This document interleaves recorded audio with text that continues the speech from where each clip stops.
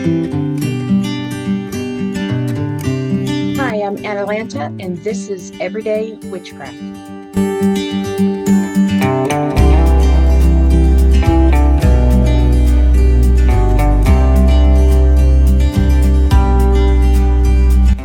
Here on Everyday Witchcraft, we explore everything from witchcraft to the occult to the paranormal and the spiritual.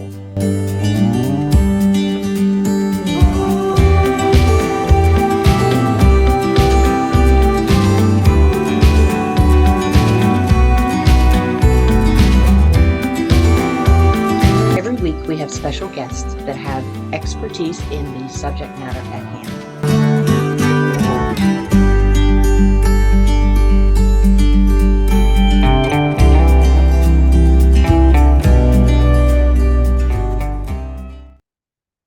Hi, welcome to another episode of Everyday Witchcraft.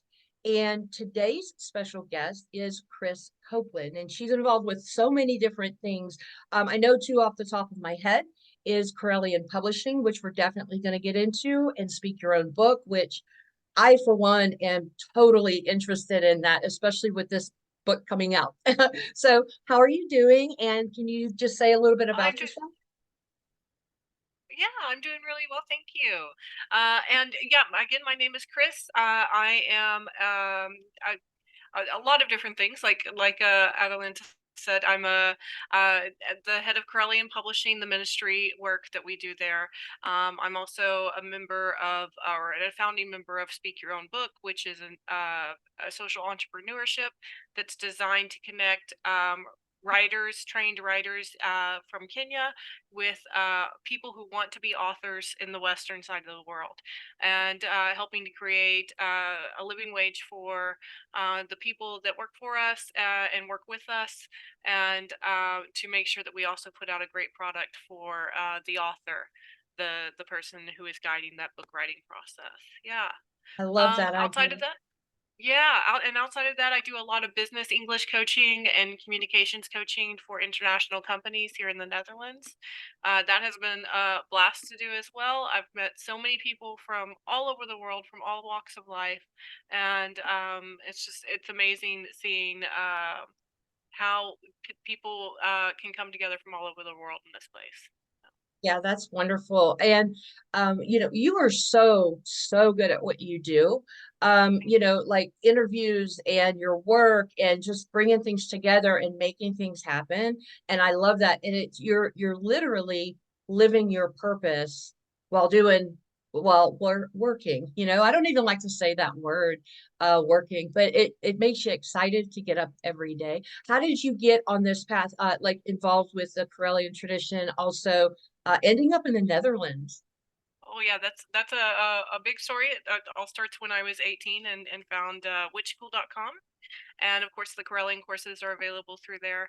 But I also agree with you on that, working not really being the right word for it. You know, when it's our purpose, we're serving. We're serving our community. We're serving ourselves, our higher self, and the universe. And that's kind of something that has guided my thinking throughout my years, that I want to do something that gives back to the community, that makes me feel like I'm making a difference in individual lives every day, with the people around me, both close around me as well as farther away that I still count as close. And yeah, that's I started out at 18 years old. I was a young pagan in Texas, which is not always a great place to be, especially if you're a queer pagan. And Yeah, I was looking for community. I felt really lost after realizing that the faith I had been taught growing up was so full of plot holes and lies and corruption, that I just could not follow that path anymore. Not that path at all, and not that path with those people. And so I really started needing to find a community of people who did believe the same things as me. And yeah, Corellian Wicca in general, paganism in general, I really align a lot with the beliefs, especially the ethical beliefs around serving your community, around improving yourself as a human being, around being kind and honest to others. All of those things are, and of course, taking care of the Mother Earth. So that's a huge part of what I wanted to see for my life. And yeah, I did not imagine when I got onto that website and started reading those books for the first time that I would one day actually be responsible for the catalog that they're in. But it is quite an honor and a blessing to serve. That's beautiful. Yeah, first looking at that online school and just kind of opening up your mind and going down that, and you have literally through your journey, and I know you've had struggles, we've talked about that, but I know you've had blessings, and but it's all led you to exactly where you're at. And that's the beautiful thing about it, living that purpose and being able to support yourself, because we know money isn't everything, and it seems like in the pagan community we want to give, and that's what it's all about, is sharing your purpose with the world. But there is like a little, it's like that dark secret or that dark subject that nobody wants to discuss. Well, you have to make a living, and what's the best way to do it, and keep everything reasonable. We're not out there to be a millionaire, but we do want to make a living. And the more you can work on it, the more you can share. So Absolutely. yeah, And I love yeah, I think you're absolutely right. We have that I wouldn't call it a problem, but definitely a conversation in the community about, should we charge anything for our services? that. And if we charge, how much do we charge? And there are so many scam artists that are out there that will take advantage of people's fears and frustrations and worries, and charge them these exorbitant amounts for a 10-minute reading or a 20-minute reading, and those are the the things that I need to avoid in my life in order to continue living the purpose that I have for myself. If I ever become a millionaire, I've lost my way as a pagan. And I'm not saying that's true for every pagan. I'm not saying pagans can't be millionaires. Some of us are born millionaires. That's something that happens. And but for me, for my purpose in life, it, I feel it's better to share that wealth, any wealth that comes in. I share it with the people who help create it.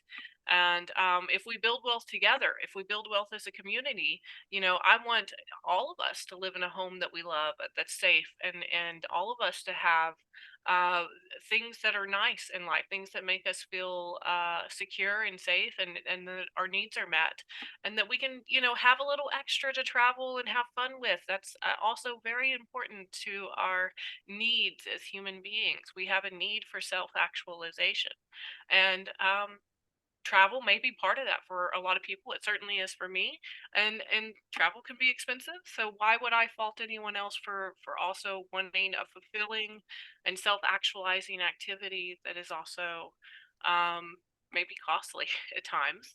But yeah, if we can do that more responsibly, more ethically, that's what it's all about. We want everybody to be able to live those lives without worry that they're causing harm in the world. Absolutely. And when you're traveling, you have that personal connection with the people that you're sharing your gifts with, and your knowledge with. And I have to tell you, because I love the fact that we have the internet and we're worldwide and we can do all these different things, but we know that there's got to be a balance. And some people, I completely understand. I'm not saying this is for everybody. Some people cannot get out, so this is a beautiful way for them to experience the world, is online. But if it's at all possible, you have to have that personal interconnection, because I've gotten lost online before, where I was constantly, and I was worried, and I was doing, and others, that is their job, is to, like, literally social media is their job. Yeah, you have to do these things, but having the one-on-one connection with somebody in person. There's just nothing comparable to it. And by you traveling, you are sharing your gifts everywhere. Kenya, can you talk just a little bit about Kenya? Because I know that you've been there, and I know that a lot of the work comes out of Kenya. Yeah, most of our people at Speak Your Own Book are based out of Kenya. We have some amazing writers, designers, social media marketers, just a lot of talented people. And it's been, Kenya is an interesting area economically because it's a place where we can provide a Western income and a Western income, even at minimum wage for Western income, like here in Europe, in my country, it's like $11 or euros, but we pay a minimum of 15 an hour. And so for our people, if they have a secure job like that, that's steadily going to be providing them with high paying work, especially for their area, high paying work, it's life changing for them. They've been able to use this extra money to put their kids in private schools, to give them a good education, to buy their first homes, buy their first cars, move out of their parents' house, or even get their parents a home if they, didn't have one yet before then. So yeah, it's something that I find very fulfilling because I can see immediately the results of that. Like I did when I went on my trip to Kenya a couple of years ago. We went for a few weeks and we had a marvelous time meeting everyone on our team and learning how Speak Your Own Book has helped them change their lives, and not just their lives, but their children's lives and so on. This is going to be something that will live on long after me. The effect of this company. Yeah. How did you get involved, or get Kenya involved with the company? Like, what was the thought process with that? So I used to work for a transcription company back, and then I decided to start my own transcription company. And my mentor in transcription told me, "Oh, never hire anyone from overseas. They do terrible work. You're never going to be able to communicate with them properly because their English isn't the same, or their English is not as good in some areas. Not Kenya, since they're native English speakers." But yeah, there was this like fear in the industry of working with anyone who was not American. And I found that fear quite strange. And also, I didn't find much proof for it because here I'm seeing around me Fortune 500 companies are sending their work overseas constantly. And they're making tons and tons of money because they are doing it in an unethical way. What if we could create a system where we're doing it ethically, where the people everywhere in the supply chain is getting paid well for what they're doing? And that there's an easy way to do that. It's just split the profits equally. So that's been our goal with my first company, which was the transcription company. I started connecting with transcribers all over the world and having them test. And I found transcribers from Ghana, from Nigeria, from Kenya, from India, and they were all amazing Sure. transcribers. And then out of that, yeah, so we started building out of the transcription company Speak Your Own Book because Reverend Don Lewis came to us with all of his what he calls vlogs, what most people would call vlogs, of his questions that people have asked him for a decade, basically, and asked us to turn those into books for him. And so we started that process, and from that idea came other ways that we could connect with other pagans to help create books. We've worked with Monica Crossan before. We've worked with Lisa McSherry, and we're currently working with Sarah Hartstrong to produce a couple of books with her, probably a whole series of books at this point. So, yeah, it's been exciting to be able to just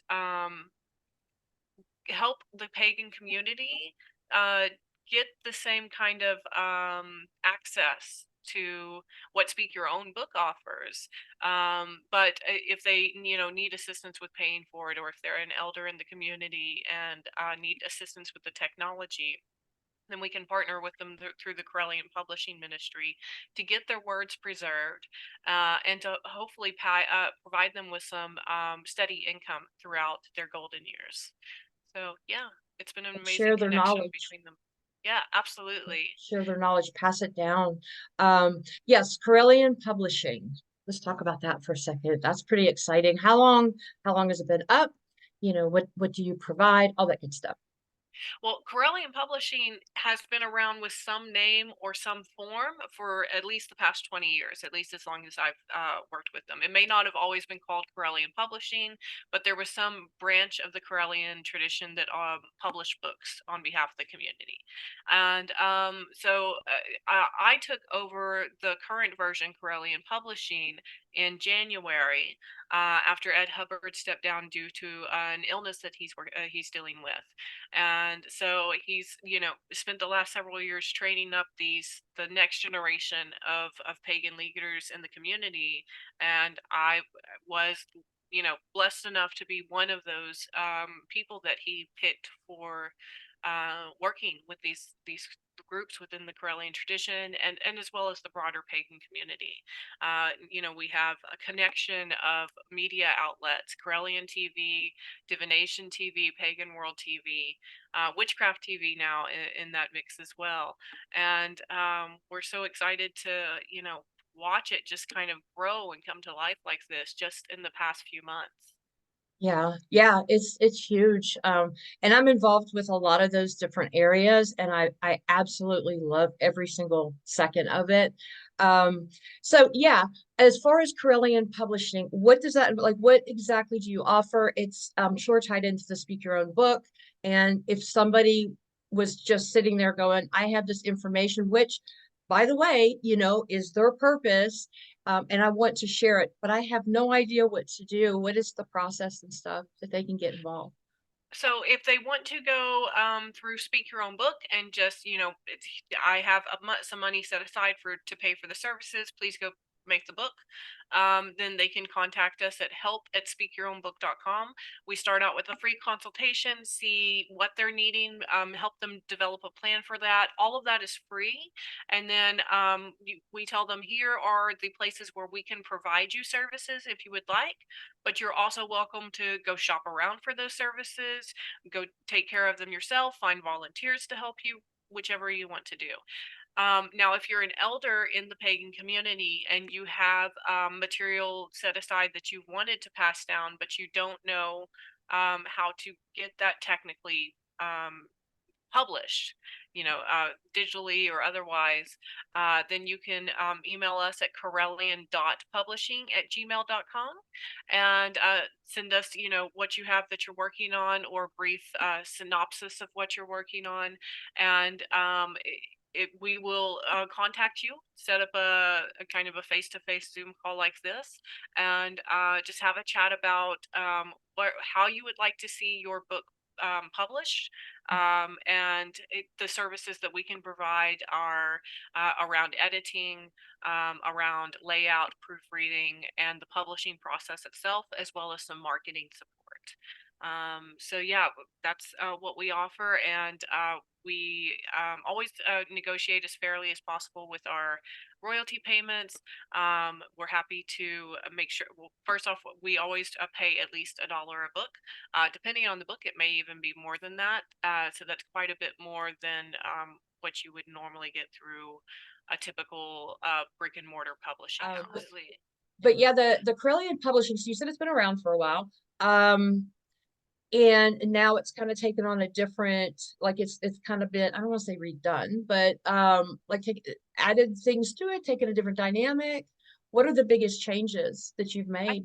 The biggest changes have been bringing on talent and artists and authors that are not specifically Corellian, but just part of the Mhm. larger pagan or spiritual community.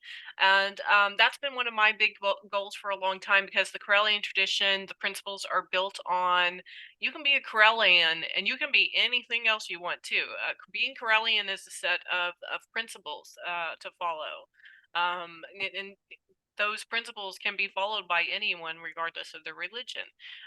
So to me, if we can show that there are more more than just Corellians in here, or more than just like people who only call themselves Corellians, that opens up our community to some interfaith fellowship with other pagan groups and pagan individuals, and that's really what we need at this point. I have been a strong proponent of pagans creating their own economic system structure, independent of outside sources, independent of government sources, independent of Christian sources, or at least fundamentalist Christian sources, things that could cause damage to our community. We don't have to allow them to have our income, our unless, you know, by the government it requires us. But other than that, we can choose to spend our money in the way that we want to spend our money, and in a capitalist society, that's the only way you can send your message across anyway. And speaking of being able to do this affordably, that's actually the one tip that I recommend. We actually have a book called How to Speak Your Own Book for Witch School Students. Feel free to find that on Amazon or on our website. But one of the biggest points in there is that if you only have a limited budget to spend on getting your book published, self-published, and it's done through audio already, focus on the transcription part, because a good quality human transcriber paired with an AI that can give the base transcript to work with can do about an hour of audio in 2 to 3 hours versus an hour of audio in maybe 10 hours by someone who doesn't know how to do transcription or doesn't have access to the equipment and the software for it. It's a huge difference again. Yeah. So Yeah. it's literally changing the world if you think about it, because all this information that we have, especially from the elders and the young, you know, the young pagans as well, all this information, you know, forever ago, and really not that long ago, if I think about it, was passed down verbally, maybe in a couple of books here and there, or handwritten books. I know when I started out in paganism, my first book I got when I was, well, my first book I got when I was 14, but we won't talk about that. It was the incorrect book. But my first book I got was when I was 18, and it was Spiral Dance. And that's the only one I could find. I couldn't find anything else until I got much older. Yeah, couldn't find anything else. And it's opening doorways to the world in all these different traditions and thought processes, and especially like if you have guidance. I love that. With the World Wide Web, we can get other perspectives on things and understand why is this happening. How can these, to us, how can these people do this, and maybe get an understanding. And if you understand how a person thinks, and why they're thinking that way, you might have the chance of educating them, either your perspective or your area's perspective, and then now they have a choice, and it opens their eyes. Yeah, absolutely. This is a technique I use when I'm talking with my students and they bring up a conversation about queer culture of any kind. And I talk about how my journey, I didn't come out of the closet from the time I was born. It took me till I was 32 to come out of the closet. And so I remember having similar thought processes from an uneducated, cishet point of view, and discovering my queerness over time, and then educating myself on my own queerness, and on the queerness of other people as well. And I'm almost 55 years old, so we had male and female. That's it. I mean, we had the community, but nobody really talked about it. So one of the things that I have recently, and I don't remember all the words, because like I said, I literally a few weeks ago, a friend of mine sat me down. Yes. And she was teaching me the different identities. And when I started the conversation, because I'm interested in all of it. I told her, I said, I don't understand any of it. Can you sort of break it down for me? And I didn't realize all the things. And I found it really interesting. She asked me some questions. Of course, this wasn't like a perfected thing, but I was curious. So she asked me a bunch of questions, and then she said, okay, this is what I think you are just from our conversation. And then she kind of listed out everything. And I thought, that's pretty, that I like that because it identifies each aspect of your sexuality. And there are many different components to it. The thing is that I was never exposed to that. So when I first heard about all the different identities, I was confused. I had no problem with it because I honestly don't have a problem with anything. I really don't. Unless, of course, it's hurting a child or an animal or elder, you know. But I mean, just on a general conversation, living your daily life, um, I was open to it because I find all different things, and I want to grow, with community and society. But I found it, yeah, that that was pretty neat that there are different components to it. And I will say this, I had always like identified with one particular thing. Well, not one. I had a couple things because we had a few different, like we had bisexual and stuff like that. So I did, but it still wasn't right. It still wasn't correct. It wasn't because I'm like, yeah, this, but it gets rid of the buts. Yeah. Yeah, absolutely. It helps you, people call them labels, but I call them communities. They're like little sub communities of the queer umbrella. And finding out that, oh, not only is there a name for what I'm feeling or how I'd like to present myself or who I'm attracted to, but there's also other people who have similar thoughts or similar gender expressions or identities. And yeah, there's absolutely a ton of really confusing language out there about it, and especially when you're new and just getting started on it. I had only heard the word non-binary maybe 6 years ago, something like that. And it was because my child came out as non-binary, and at first I didn't have any clue what they meant by non-binary. I'm just like, okay, whatever. You can call yourself a mushroom if you want. I don't care.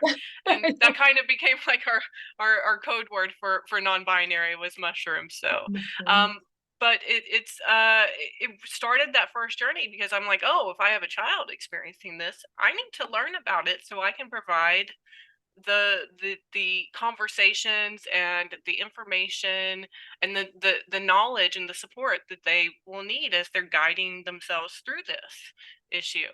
And through that I also discovered, that, hey, wait, I have always been told male and female before too, because I thought those were the only two options, but there's intersex people, and there's people with different genes and different genetic expressions and all this science behind it too.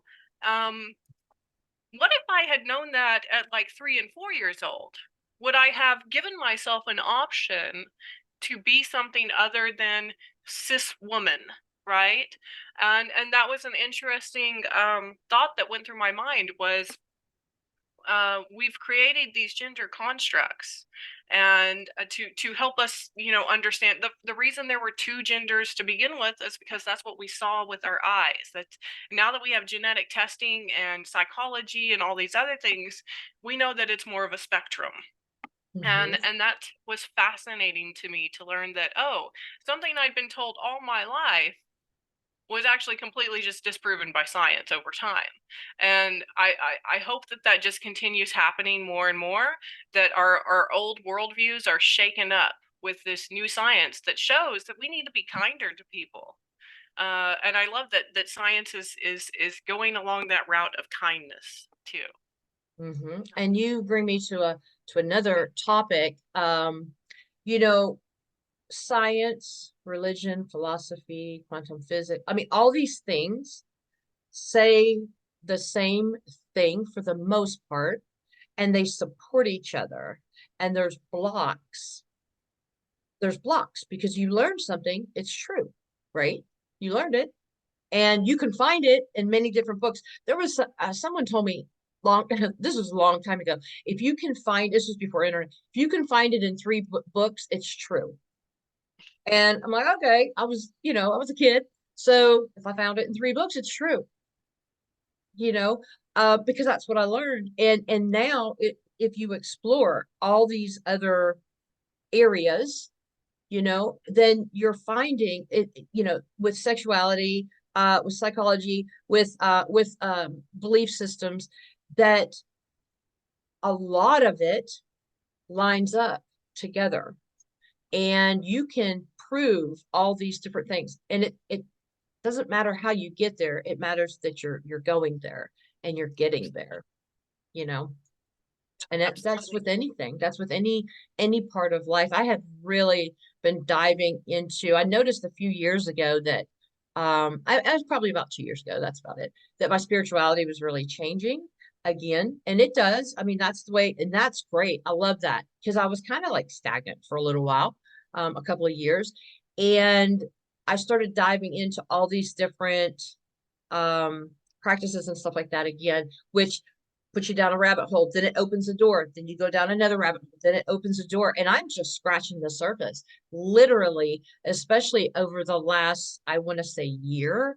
And the universe, God, goddess, the source, whatever you want to call, you know, everything, the collective consciousness, because it all lines up, has pushed me into so many different changes. And sometimes they're very uncomfortable, but that's okay, because change is uncomfortable. And we need to recondition ourselves for change to not be uncomfortable, because that's how we grow. That's how we evolve.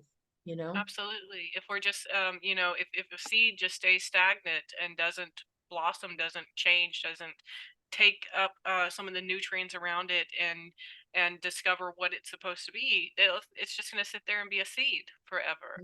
And that seed will end up just rotting. And that is really good metaphor for what happens as humans if we just sit and do nothing about, maybe we're so upset about everything that we see around us going on in the world, all the tragedy and the war and the genocides and violence that we see all the time, that we just want to shut down from the world and escape it. But instead, if we move around in our environment and make change from within, there may be nothing we can do to stop global issues, but in our own neighborhood, we can fix a lot of things. We have more control over that. We can make sure that there's, that everyone in our building or in our neighborhood has food, has blankets, has clothing. Those are small things that we can do. And if every neighborhood has people that are doing that, then the world becomes a better place. Even if we maybe don't see it with all the negative news that's on television, there are still good people out there doing good things every single day. Every single day. And the focus, and that goes into a whole nother topic of the news, and why it is like that. But you're absolutely correct. And that was a great metaphor with the seed, and what is the purpose of the seed, and what is the life cycle of the seed? It grows into a plant, then you have a flower, then you probably produce fruit. Now you're nourishing, right? And then that fruit turns into the seed, and it starts the whole cycle all over again. And during the process of that seed transforming into all these different things, you have to have outside influences as well that are healthy to provide, to make it form into this and provide the fruit and nourish, and then start all over again. I really like that. I'm going to steal it. Awesome, awesome. Yeah, it's that whole idea that one acorn can make a forest, right? And there's this guy in India that's like planting trees every day and regreening the desert areas of India. Like there are just regular everyday people doing that. And I wish that you were right on touching on the why the news cycle is just so negative, and because that's what's profitable. But I would love to see a news network that just focused on good things that people are doing. Oh yeah, just something, boom, right there. Because, and then you get into levels of consciousness and vibrations, and when you're putting that out there, it is contagious. You know, keeping society in fear, because fear is the best control. And I don't think people that work for the news station that they're out there going, I want to keep these people in fear. I'm just saying that, you've got to look at the whole picture, and people are doing what they're passionate about, and the news needs to be reported. All of that needs to be reported. It's just, it goes back to a balance that if you always focus on the negative? What are you putting out there? And then now we have the law of attraction. You're putting that out there. So guess what? You've got to have that balance of, what are the positive things? And if we focus on the positive things, and you can call it whatever law you want, checks and balances, law of attraction, I don't care what it's called, because to me, words are just a way to kind of guide your mind into thinking something. Call it whatever you want, but it works. Yeah. It works, and science even is getting on board with that. And I'm just like really starting to kind of look into that a little bit. But science actually shows that your body, if you even do 7 days of a certain kind of meditation, which apparently, from what I understand, isn't like a deep meditation, it's just that your chemicals in your body start producing, the medicine to heal certain things. I mean, I know it's just in I think the last 20 years, but it's really just now getting out. So all these different things, and it seems like a lot. I know we kind of talked about a lot of subjects, but they all intertwine together, they all intertwine together. And guess what? It goes right back to the things that you are doing for the community. You're putting it out there, and yeah, you're really making a big difference. And it's kind of like when you're doing what you're supposed to be doing, you don't even realize sometimes the impact that you're having on people, because you're just doing what you love and what you're supposed to be doing. And I don't think that you personally, Krys realizes the impact that you're having on community. And it's not just the pagan community, it's all the work that you're doing is enlightening other people that are not familiar with the pagan community to think a little bit, even if it's just a little bit, you know. Yeah. I like to hope so that's what I'm doing, but I definitely want to make sure that everyone understands there's a whole team with me that is doing this, not even behind me most of the time, in front of me, just telling me like, here's what you need to do and go do this. But yeah, we have an amazing team. Reverend Don writes a lot of our content. Jason, his nephew, helps him out with editing, making videos, all kinds of cool stuff for us. And we also have Ed, who helps out with writing some books every now and then too. He's still very much involved in that. And yeah, Maureen, my bookkeeper slash assistant slash person who keeps me where I need to be every day. Without in my writing team, without all of them, I wouldn't be able to do what I love to do. And I hope that in some way I have given them something in return for that, because it's just been such a tremendous blessing for me. Right. And it is important to have a very strong team, but you've got all these individuals that have their purpose, and they're doing what they're meant to do. But they're doing it together. Y'all are all doing it together. And that's what makes it important. That's what makes such the impact on the world, is you don't have individuals saying, well, I do this, and you're humble, which is even more beautiful, but that it takes the team, it takes everyone doing what they're supposed to be doing. And yeah, that's what, and that's with anything in life, the smallest things, the biggest things. If you don't have a good support system, even in like personal life and things like that, you cannot move forward, because it takes everyone, and everyone's an individual, and every single person has something to offer. It doesn't matter how new they are to a particular subject, they still have something to offer. And even if they're just, well, I don't even want to say just, I don't like that word. Even if they are a worker bee and that's what they do, they don't, that's what they do. You have to have the worker bees, Yeah. and I think in life that it all should be a combination. I'm a worker bee over here. I'm the, part of the team and the brains, behind this part. I'm the moving forward. You've got to have all that, because it's creating balance. Yeah, in the corporate world, they call it cross training, and you want to make sure that the people on your team can handle anything that's thrown at us. And so it's always great to make sure that you train over in different departments or with different people, so that you understand, at least have a basic understanding of what they do, especially if you have a small team and someone needs to call out sick.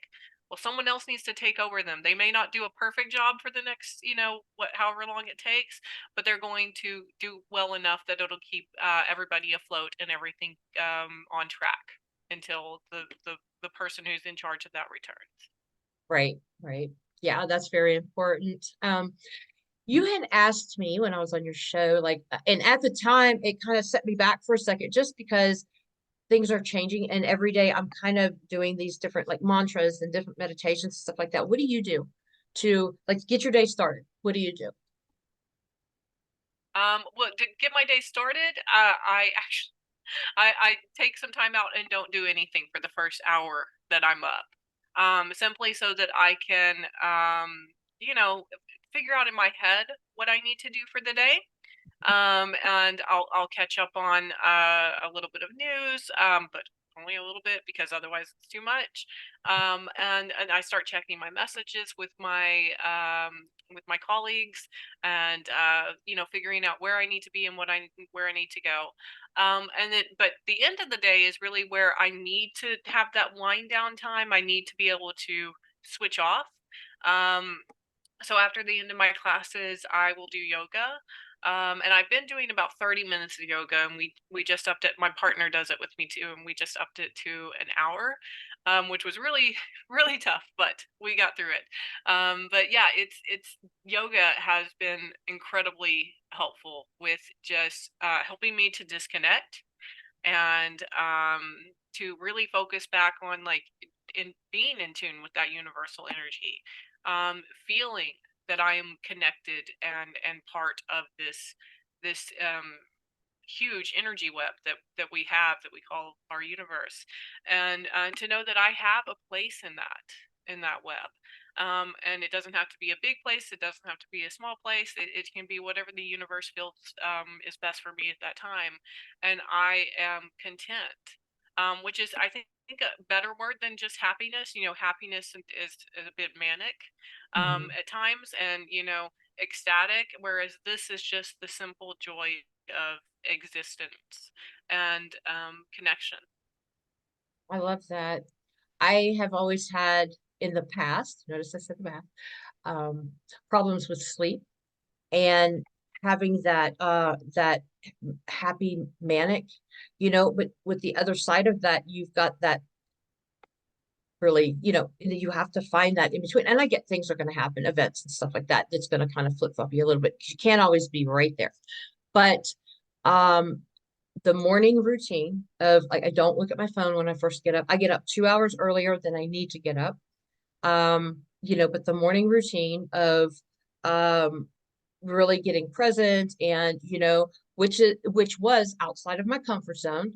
But that and then the nighttime thing that you're talking about, that importance of taking that time at night, that is brand new to me. And I used to have, even recently, used to have such issues with the falling asleep and then staying asleep. And then I'd be up. If I laid there for 15 minutes, I'd get up and work, and I have learned that over the last just couple of months, that has completely changed, and the reading or the like I don't do video games, but let's just pretend like I did on the phone, little games to wind you down, all these things, and to each his own, whatever works for you. I know personally with me, silencing, well, I don't really watch TV because I binge watch when I do, but silencing everything completely and maybe getting into that moment like your yoga, that really has helped me a lot. And I sleep now, I sleep through the night, and just these little things. I love that. What else can you share as far as like personal things, if somebody is kind of, maybe struggling, even with flip-flopping, I know that with the religion and things like that. What else can you share as a little tip? So as far as like the winding down in the spiritual aspects, that's something that I like. like we talked about with the manic part, I'm diagnosed. I have a triple diagnosis: borderline personality disorder. So if you like my personality, great, it's a disorder. I have also complex PTSD, as well as generalized anxiety disorder. And yeah, I used to have a lot of sleep problems. I still do occasionally, especially if it's a really super stressful time. But I've learned to manage my time a lot better. And then, of course, the ADHD thrown into that just makes everything that much harder to deal with some days. But, you know, it's really important, if you have, or maybe suspect that you have, um, a different way of interacting with the world than, whatever the normal person is. That it's important that your environment is set up around you to be friendly towards whatever your alphabet soup is. So, for ADHD, I use reminders on my phone so I don't forget things. I have an assistant, and I'm very lucky to have that assistant. I get that not everybody can do that, which is why I'm super grateful for mine.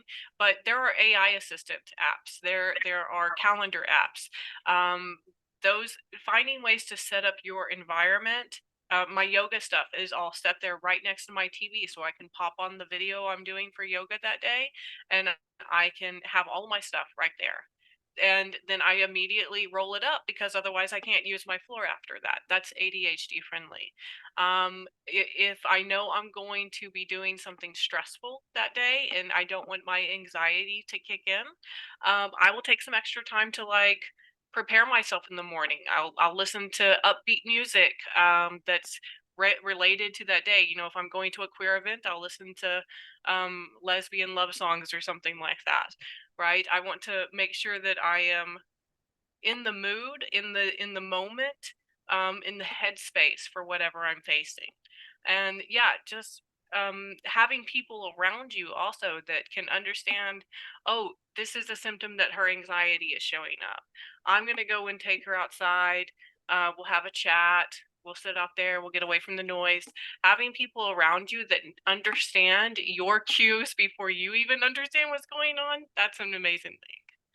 So I'm very grateful that I have those people in my life. Yeah. That's great advice.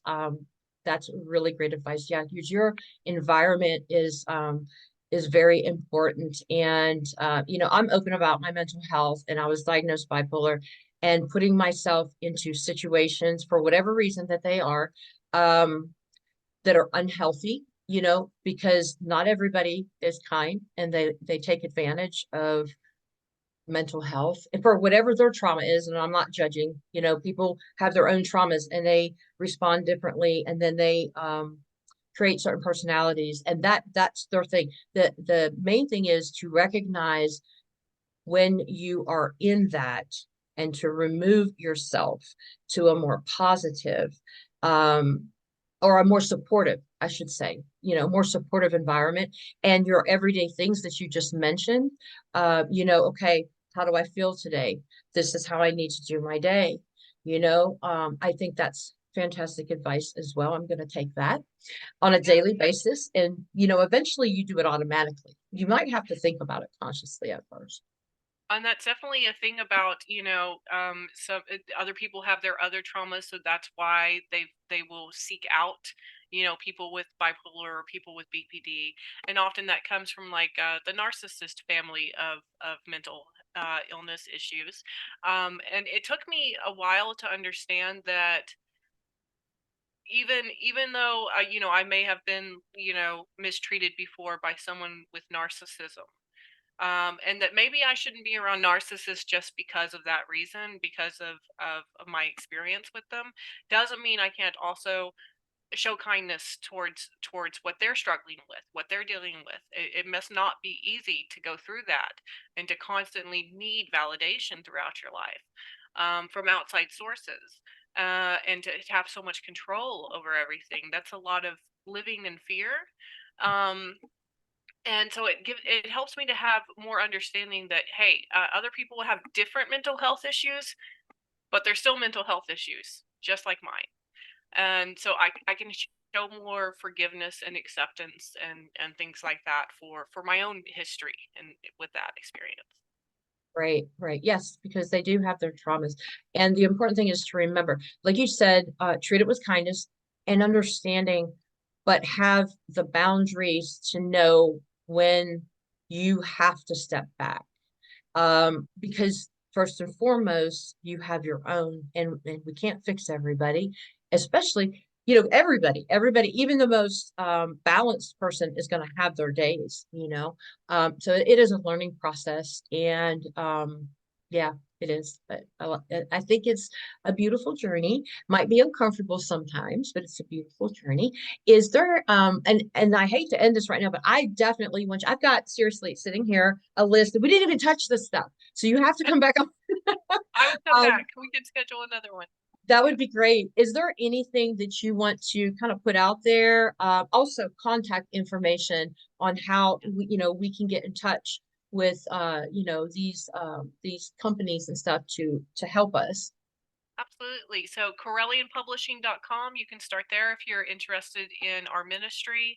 I recommend starting out by clicking on the Our Ministry page just so you can just see what we're about, see if your values align with our values.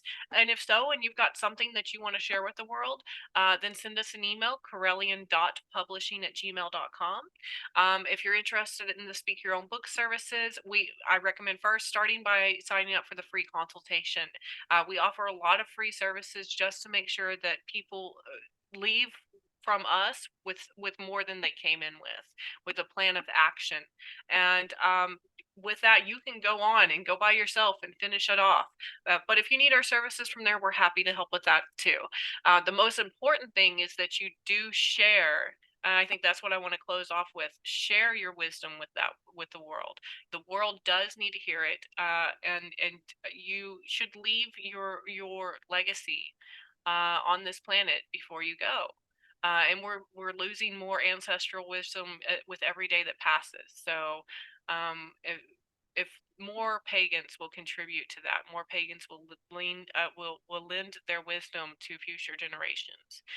We have a much better success rate in future generations if that wisdom is preserved for them to read. So yeah, give us a call. Anyone can write a book, and I believe everyone should write a book.